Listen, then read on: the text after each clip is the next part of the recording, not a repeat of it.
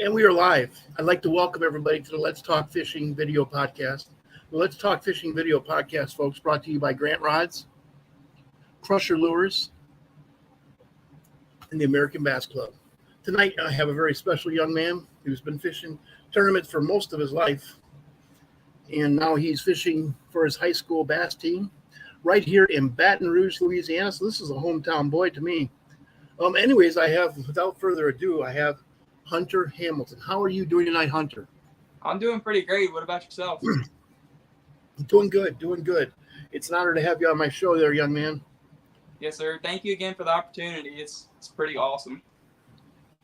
So, Hunter, guys, I was talking to Hunter last couple of days, and this kid is busy. I mean, busy. He's fishing tournaments all over the place. He's fishing tournaments on Guntersville, Toledo Bend. There's Braxton Duhan. Thank you, Braxton. Braxton tells us, "What's up, Hunter?" What's up? So thank you for making a comment, Braxton. Guys, if you want to make comments, please go ahead. Feel free. You know, we like people to participate in the podcast. So I kind of lost my train of thought there. You're all good. Then you also fish local, like at the Henderson. I assume you also fish a lot on the spillway. Cajun Rob, there's a good friend of mine, says, "Good evening, guys." Good evening. So where is your favorite place to fish? I would have to say one of my favorite places is Falls River. I just started fishing about a year and a half ago. And one of my good buddies, Tyler Morris, that I fish tournaments with outside of high school and with high school, he goes to a different school than me. Sometimes we bunk together at places and stuff like that. He actually introduced me into brush pile fishing. I had never been able to do that like ever before, and he also got me hooked on the drop shot. I've learned a whole lot from him about how to fish that bait, and I can compete with him when we're out there fishing brush piles and everything like that.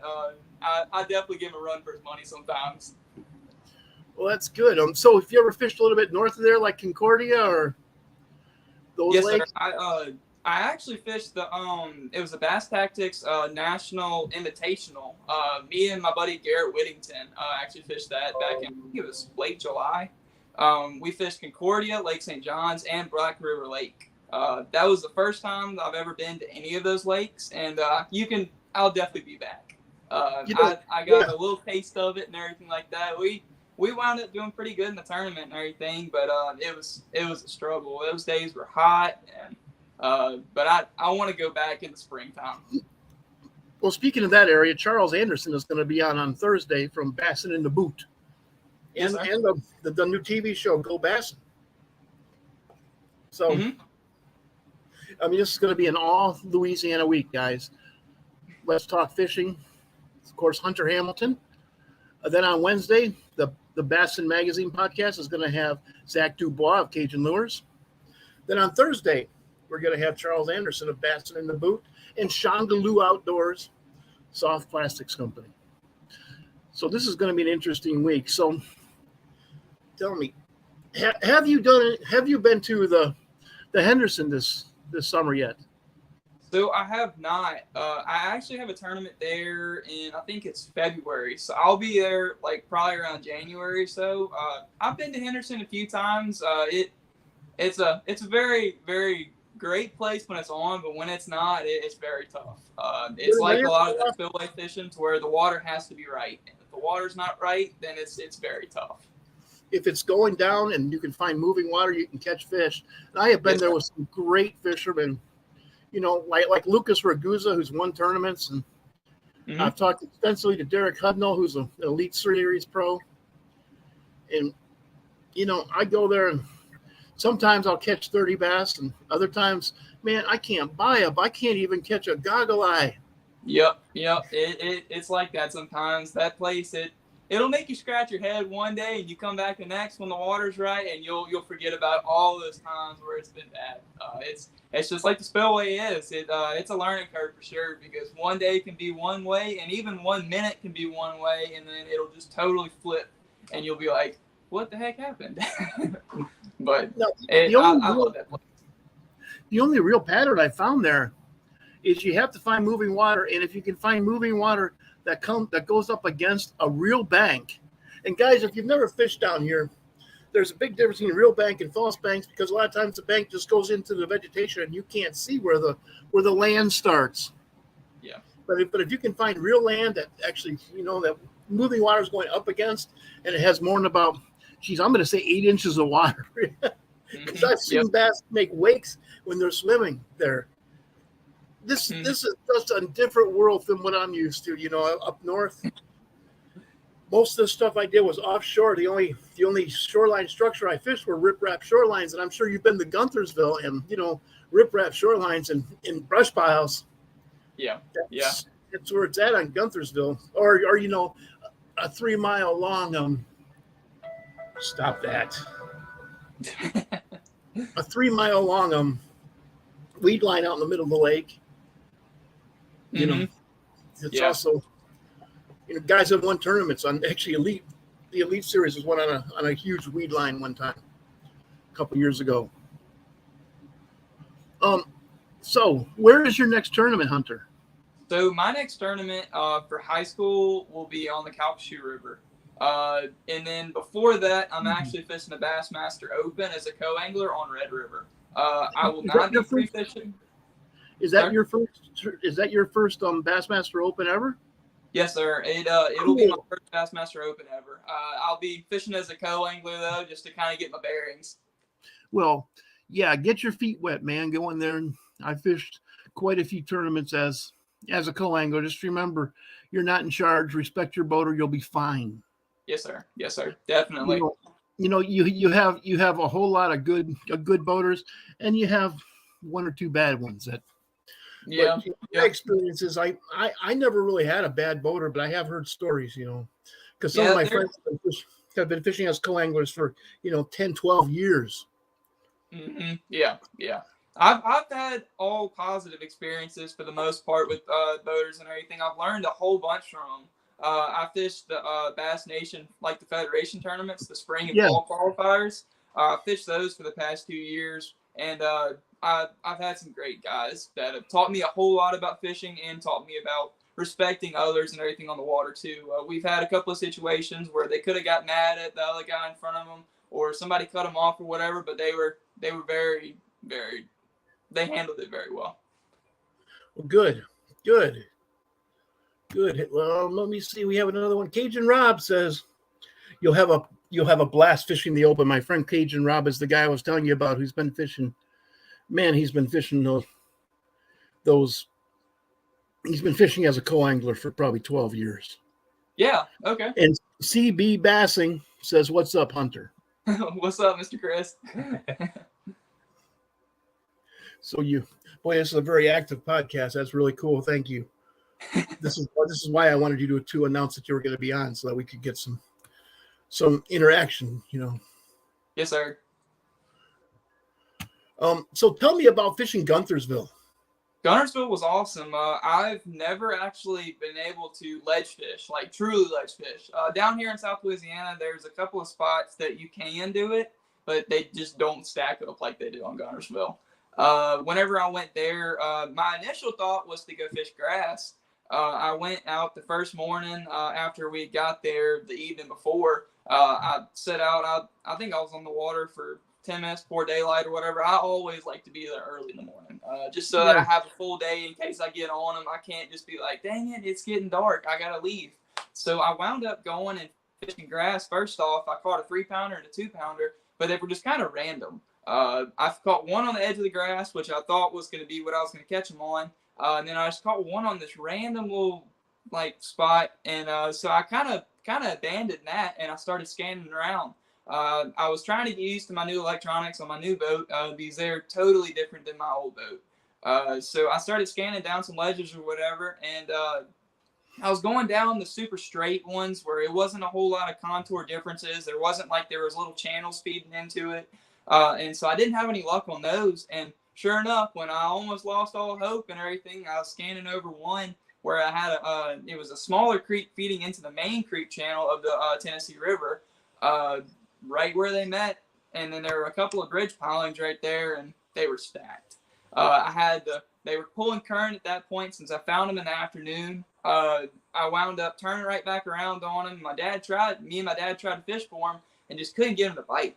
And so I was kind of getting aggravated and everything. So we wound up just coming back about it. I think it was an hour or two later. I wound up bringing my mom and my sister out with me too, just so they could come enjoy the afternoon on the boat before we had to go eat dinner with family. And man, I threw a 10XD, and I caught a 7-pounder on it. I think it was second cast with it, and I was hooked. I leaned into the thing, and I was like, oh my gosh, that's a big one. And pulled it up by the boat, and I was telling my dad, I'm like, Dad, get the net out. My dad's trying to fumble around the bottom of the boat trying to find the net. But long story short, we got it in the boat, and I was freaking out. It was an unreal experience. And after that, I scanned around some more stuff like it, and I didn't find any more schools very quickly. So of course, me going, man, I found a big, huge school. It was like 50, 60 fish. I'm like, I want to go and try to catch them one more time. And so the last evening we were there, I went out just by myself. My parents and my sister were hanging out with family and everything. It was 4th of July evening. It was right after dinner, and I asked my dad, I was like, hey, Dad, can you dump me in? Just let me go for like an hour. I'll be back for fireworks and everything. And so I had like an hour to go, and I'm looking at my phone going, man, I only got an hour. Let's just try to make this happen. And sure enough, I pull up onto them. They were pulling current. There was a whole bunch of waves and everything. There was a front coming through. So it was the sky was getting dark and everything. And I'm like, man, I only got an hour. I just hope it doesn't rain on me. And I lined up on them, and I threw down the ledge, and I'm dragging it through. And first cast, I catch like a 4-pounder. And I was like, okay, yeah, I like ledge fishing. And I threw a few more times into there, caught another 3, caught another 4, and then I caught another one that was like 2. And then I made a few more casts with nothing, and so I picked up another bait and couldn't get him to fire up on that. And I picked up that football jig, actually with the Kraken crawl on the back from Cajun Lures. There you go. I threw it into the school again, and they just fired up again. I caught 3 or 4 more in like 5 or 6 casts, and I'm looking at my phone going, man, I only got 10 minutes. I told my parents I was gonna be back for 8 o'clock. And it was like 7:50. I was like, all right, it takes me about 5 minutes to get to landing. I'm going to make 2 more casts. And sure enough, on that second cast, I had a party barge going by me. And I hooked a big one, like right at 5. I'm pulling it around the boat and everything. And the party barge people are yelling and screaming like, heck yeah. It was awesome. I had a little audience going. And I flipped it into the boat, and I was pumped up too. I gave him a little fist bump and everything. And I showed it to the people on the party barge. And that was a memory I won't forget.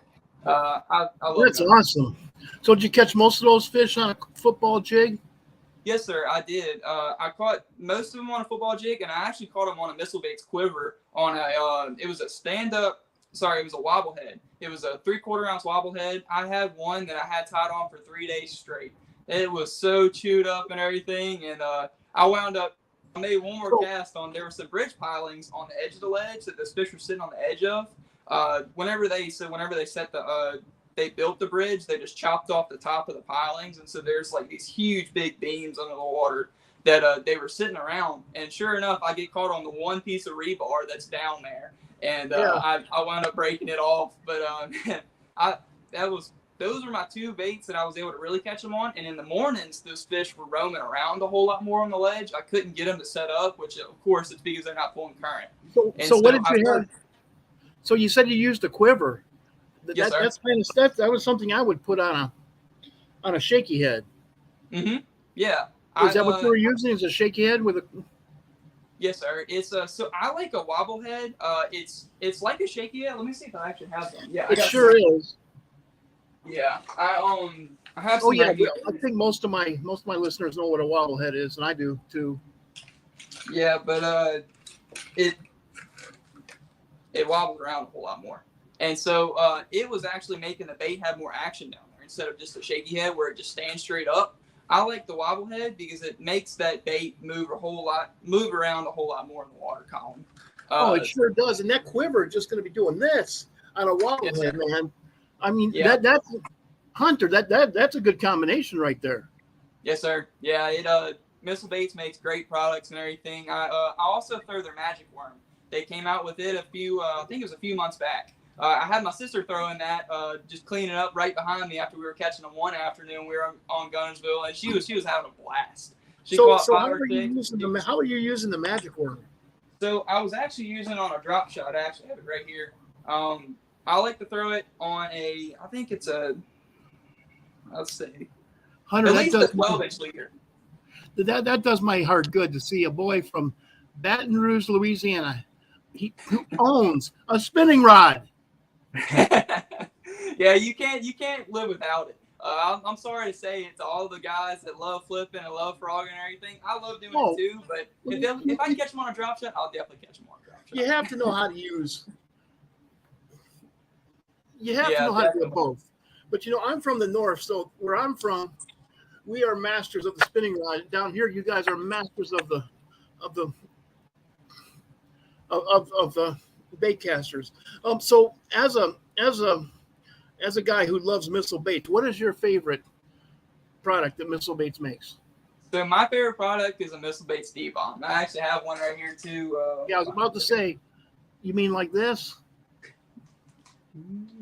I like this. You This even is have the black same and red. color. Yeah. Whenever I'm fishing in like cleaner water, I like to throw more of a green pumpkin, and whenever it's more, I wouldn't say murky, but it's not clean, so I guess it's stained towards murky. Yeah, I'll throw a superbug. I'll throw superbug, and sometimes I'll throw candy grass. Candy grass, whenever it's that real black water that it is like down here in the marsh and everything, I'll throw candy grass. But if it's on that little bit more murky side, I'll throw superbug. This is my favorite thing. Yeah. I like to punch with this. Mm-hmm. Yeah, I do too. I'll flip with it mostly, but if I have to catch them punching's not my favorite thing. But if they're on it, it's awesome. Shoot, if you go down the lower Atchafalaya Basin, the lower Atchafalaya Spillway, like down around Homa and even all over as far as towards New Iberia. Yeah. You can go down those canals and bayous and sit there with your side scam, and it looks lifeless.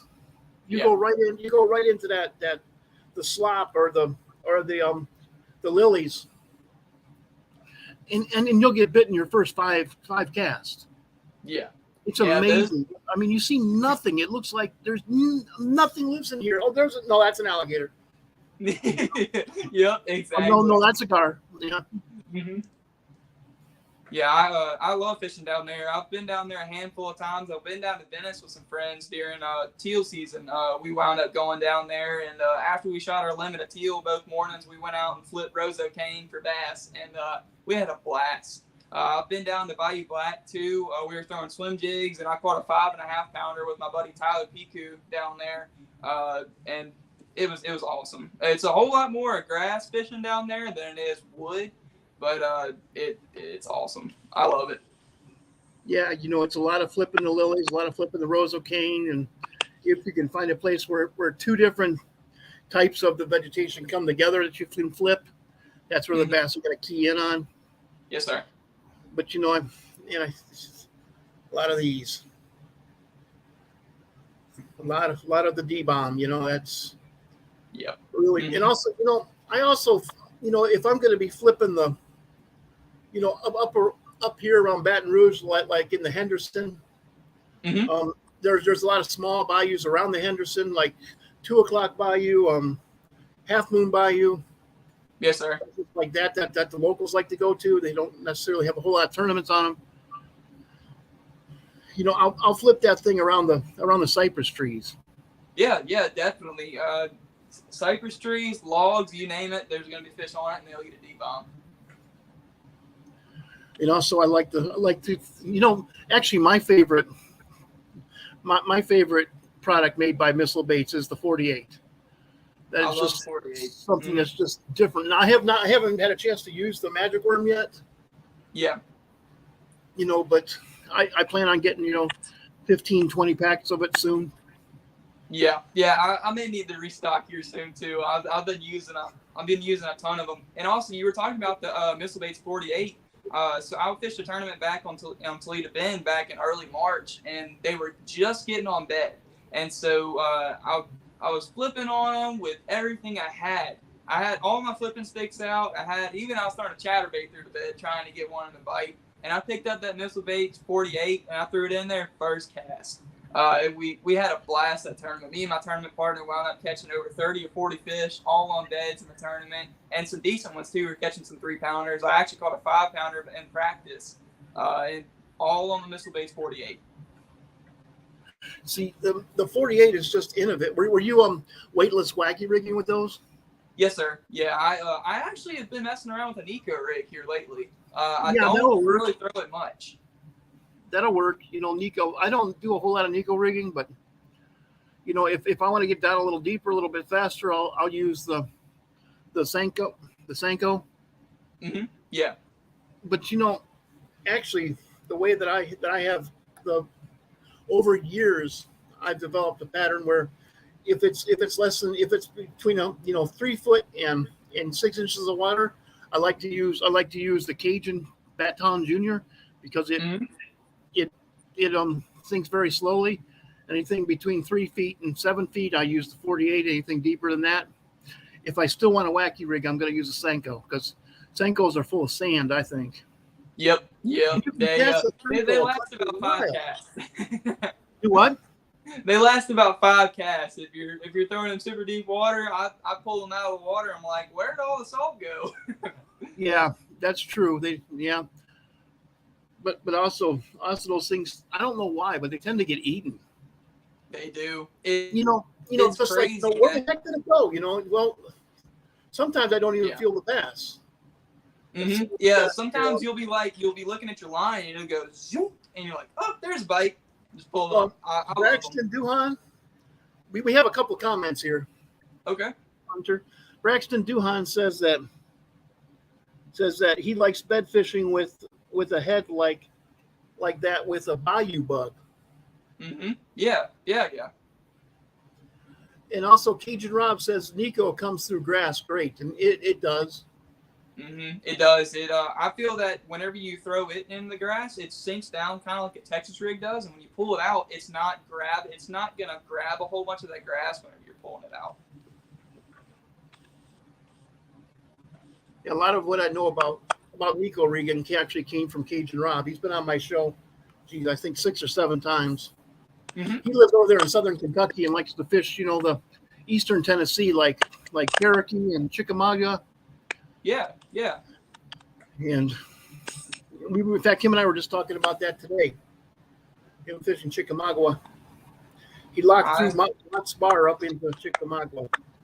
I really want to go there. I've never been there yet. That's probably going to be one of my next trips that I ever take out of the state. That's not if there's a tournament on there, for sure I'll definitely go to it. But that'll definitely be one of my next fun fishing trips. Well, I bet there's only about 70 tournaments on there a summer, so. Yeah, I'll have no problem finding one. You should, yeah. There's all kinds of BFLs.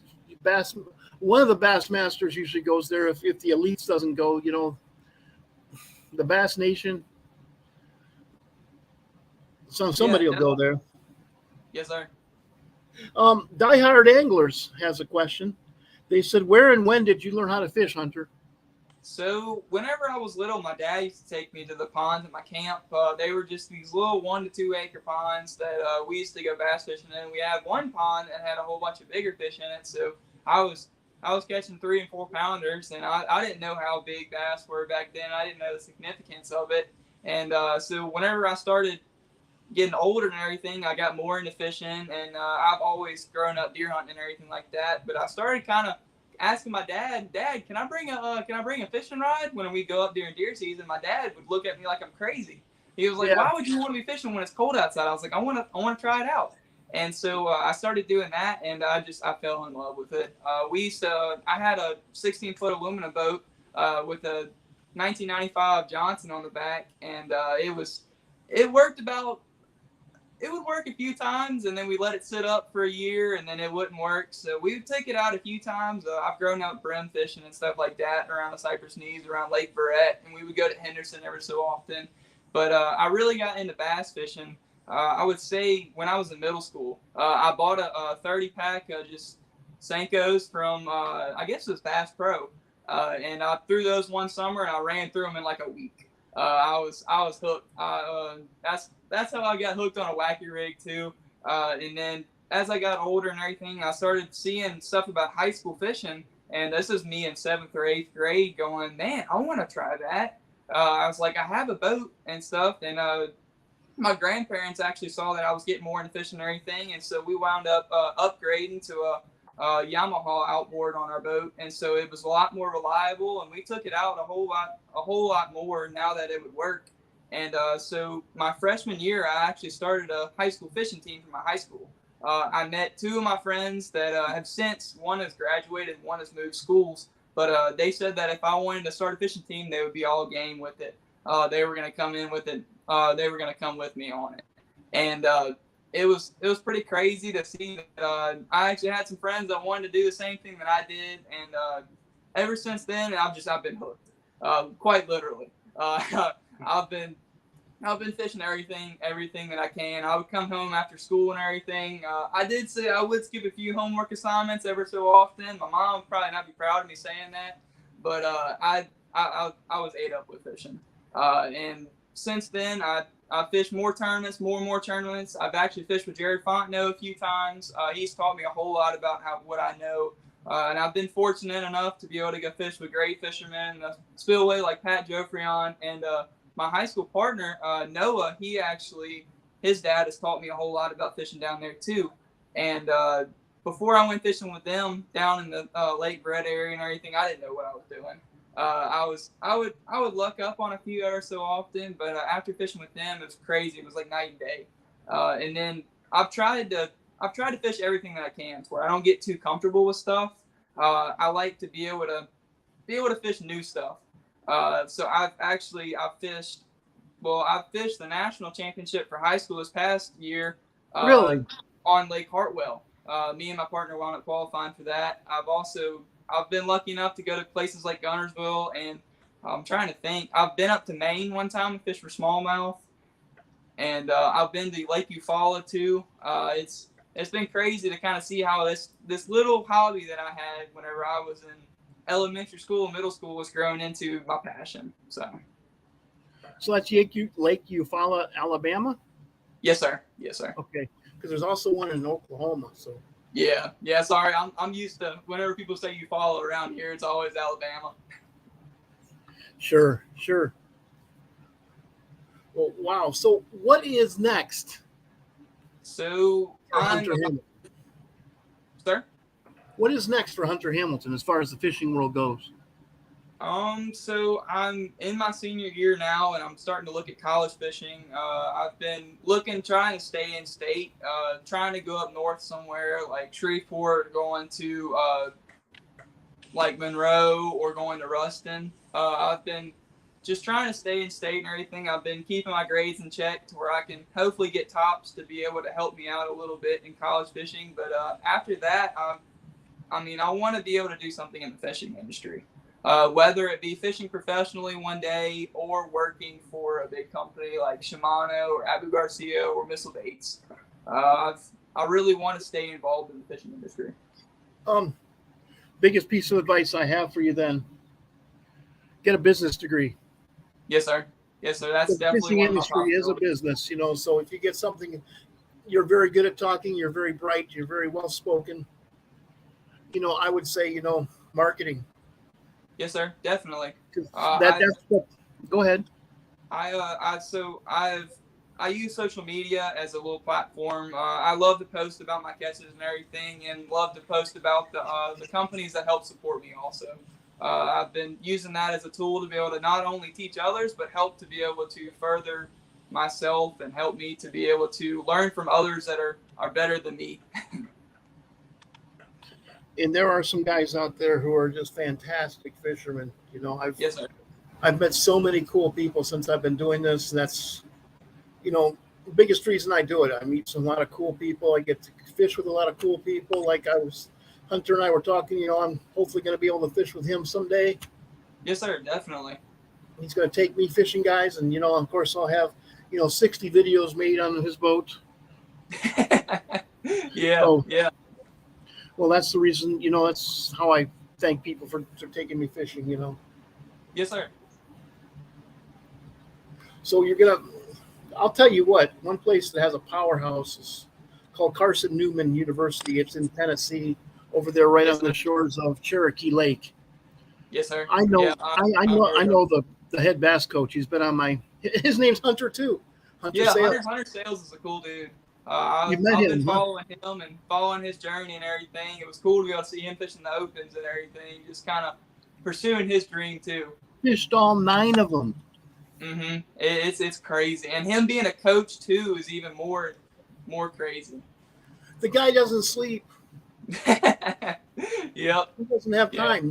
Nine opens, and plus all the tournaments that Carson Newman's going to do this year. And Carson Newman now also has a kayak team.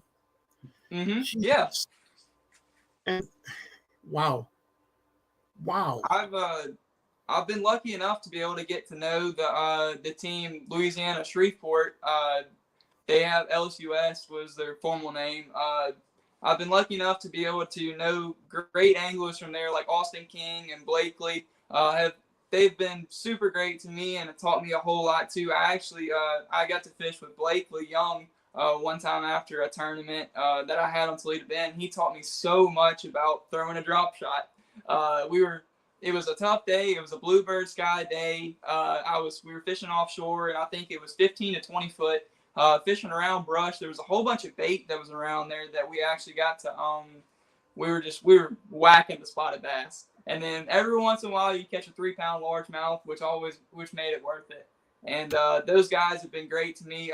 Levi Thibodeau and Chance Shelby are good friends of mine that actually have joined the team too this year. I know Chris. Chris is a great dude also from there, and Coach Charles has a great team. Yeah, that's awesome. That's awesome. So, where's the next place you want to fish? What do you mean by that? Just like If tournaments? If money and time were no object, where would be the next place you'd want to bass fish? Saginaw Bay. What is that? It's up in isn't it in Saginaw Bay? Sorry. Oh, Saginaw Bay. Okay. Yeah, they just had what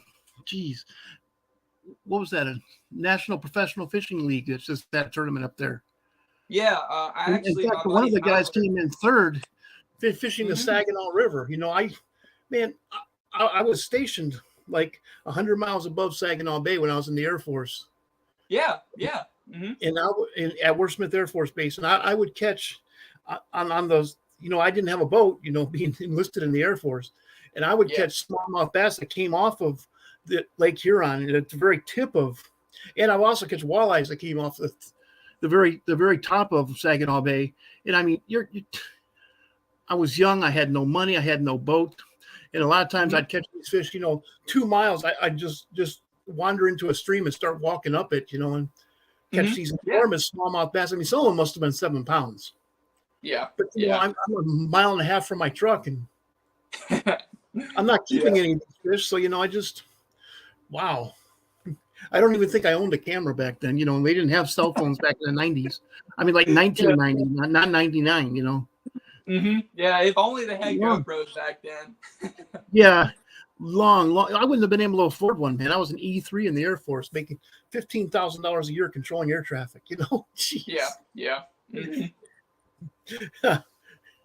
But so, wow, Hunter. I wish you the best of luck in your fishing career, and keep in touch with me after you get done fishing that Bassmaster Open. Give me a call. Yes, sir. I definitely will. We'll have you on again, and I'd like to hear about it. I'd like to hear about your first. That's going to be a great pod. Not that this wasn't a great podcast, because of course this was. Yeah. But that's going to be a fantastic podcast, talking to you about your memories from your very first ever Bassmaster Open. Yes, sir. Definitely. I'm really looking forward to it. I think it's going to be a great experience. I've had all awesome positive experiences being able to fish as a co-angler in a boat. So it'll be kind of cool to be able to go fish with semi-pros and everything like that, and learn that these guys that are fishing like 3 to 9 tournaments a year that are these huge tournaments and everything, kind of seeing how they break it down. You only have so much time before these tournaments, and you have to think on the fly. That's one of the biggest things I've ever taken away from tournament fishing is that if one thing's not happening and one thing's not working, you have to switch. You can't just keep beating it. Can't keep beating it to death if it's not working. Yep, it's all about time management. Time management. So, Hunter, you've been a great guest. I'd just like to hear, and in closing, I'd like to hear your shout outs. Yes, so I would love to thank Mr. Jeff Taylor of Whitetail Properties. He's been a great friend of my dad and mine for a long time. He does land sales in southern Mississippi, and he's helped out tremendously, not only this season, but with my high school team and also myself. He's a great dude with Whitetail Properties. CB Basin says that his favorite would be Lake St. Clair, which, I lived in the shores of that when I was first in the Air Force. Yeah. Yeah, that's a smallmouth bass factory. And also he says Disney World. I have never fished in Disney World. Yeah. I've never fished in Disney World, and they don't let you fish there unless you have a guide who's employed by Disney World. I thought about it one time. We were going there for a family vacation, and I asked my mom, and mom said no. So I was like, dang it. No, we're not going to pay an extra $600 so you can go fishing. Yeah. That's what I was told. Yeah. Okay, so continue with your shout outs, please. I just wanted to get that in there. Oh, I want to thank Missile Bates. Mr. John Cruz has been great to me the past couple of years. It's been cool to be able to work with them. Him and Mr. Alex and Mr. Byron are great people. They make awesome products and listen to fishermen and everything like that. So if you ever want to try a new bait or want to try a new technique, I would definitely try Missile Baits. And then also Rougarou. Rougarou is the guys that I work with that make tungsten. They're out of Farmerville, Louisiana, so it's a local company that makes great products. I love their products. I've been using them for over 2 years now, and I don't see switching anytime soon. Wow. Well, thank you very much. I'd like to thank you, and also I'd like to thank your father, Matt, for approaching me. Guys, I did a podcast with Jared Fontenot of LA Bass last week, and Hunter's father approached me on Facebook, says, hey, man, my son would love to be part of your podcast. Would you ever consider this? I said, yeah, sure. He goes, well, how would I go about getting him on? I said, well, doing what you did just now. Just, I can do a podcast on Monday evening. He's like, wow, thank you. Mm-hmm. But, so it's been great. You had a lot of people came on to see you. Really appreciate you. Stick around after we close the podcast too. Yes, sir. I'd like to thank everybody for tuning into the Let's Talk Fishing video podcast. Again, my name is James. I was your host with very special guest, high school bass angler, Hunter Hamilton. And, guys, the Let's Talk Fishing podcast is brought to you by Grant Rods, Crusher Lures, and the American Bass Club Tournament Trail. And you know what, guys? Go out fishing this weekend. You have some fun. You only get to do this once.